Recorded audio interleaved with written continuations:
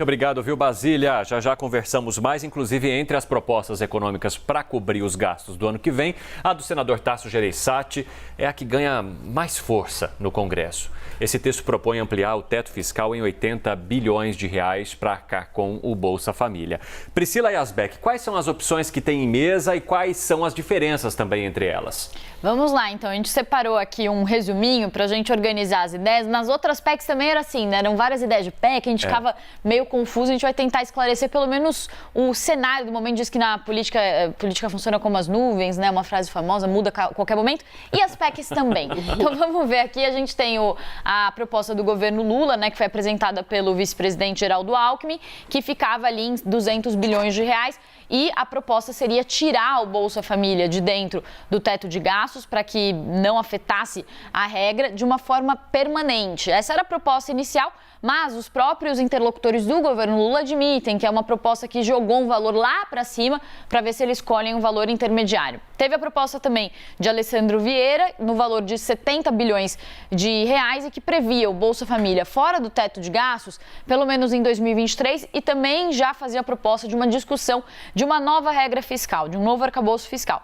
E agora, então, essa proposta que está ganhando força de Tasso Gereissati, que prevê um valor de 80 bilhões de reais, só que de um jeito diferente das outras duas. Qual que é a ideia aqui? Seria ampliar o espaço que fica dentro do teto de gastos. Então, a regra do teto de gastos, lembrando, aquela regra que impede que as despesas subam de um ano para o outro acima da inflação, ela seria mantida, só que se criaria um espaço dentro do teto para pagar 80 bilhões de reais que seriam usados tanto para ampliação do Bolsa Família, de 400 para 600 reais, quanto para outros objetivos, como merenda escolar, também aumento real do salário mínimo e outros projetos que estão previstos pelo governo. A gente falou mais cedo com o Gustavo Loyola e ele falou exatamente sobre essas propostas de valores menores, né? Os próprios petistas já estão falando, alguns interlocutores, sobre aceitar ou discutir essa proposta. Isso traz a previsão de que talvez eles topem um valor que seria abaixo de 200 bilhões de reais. Isso até está impulsionando um pouco a bolsa, os juros futuros estão caindo, o risco está diminuindo.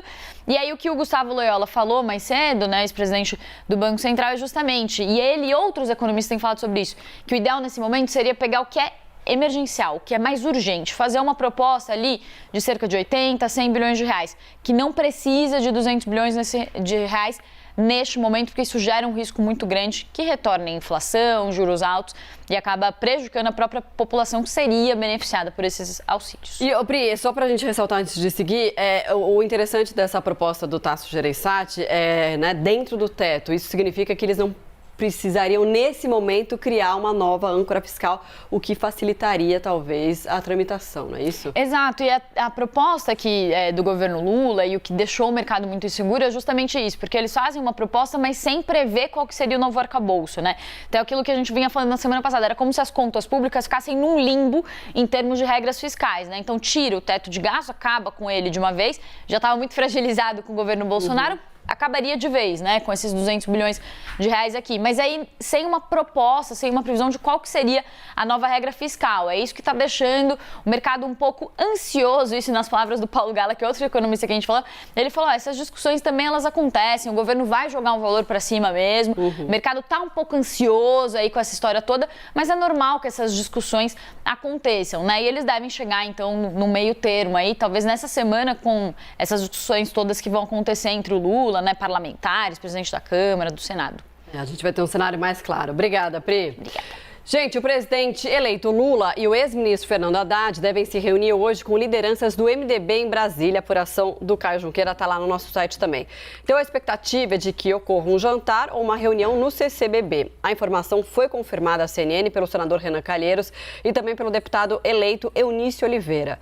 As negociações da PEC do estouro e da governabilidade no Senado devem estar em pauta. O Senado é a casa onde a PEC apresenta mais dificuldade para avançar, em especial pela resistência de parlamentares quanto aos sinais do governo eleito sobre a montagem do governo. Lula com Haddad e encontro com o MDB. Alexandre Borges, o que a gente pode esperar dessa mistura? Olha, é muito simbólico, né? Porque o PT teve uma aliança muito forte com o MDB durante os governos Dilma. o Michel Temer era o vice, né? Foi vice em 2010, foi vice em 2014, mas também o MDB foi um protagonista do impeachment de Dilma Rousseff. E a partir dali, PT e MDB viraram inimigos, foi cada um para um canto. Só que agora, na campanha eleitoral, o MDB tinha candidatura própria, Simone Tebet, mas quase metade do PMDB abertamente apoiou Lula já no primeiro turno. A gente acabou de entrevistar o Omar Aziz foi um deles, né, que é uma liderança importante do MDB, que já declarou apoio a Lula antes mesmo do fim do primeiro turno. Quando passou para o segundo turno, Lula e Simone Tebet não passou, a própria candidata se encontrou com Lula, virou uma pessoa importante na campanha dele e hoje, inclusive, ela tem um tratamento de gala, de tapete vermelho para ela no grupo de transição. Então, é um encontro muito simbólico quando dois dos maiores e mais importantes partidos da história do Brasil vão se reencontrar e provavelmente fazer as pazes depois aí de 6 anos de climão. E a partir daí vai também se dando essa cara de frente ampla, onde é um governo que, pelo menos no começo, ele começa muito aberto a um leque de apoios muito grande.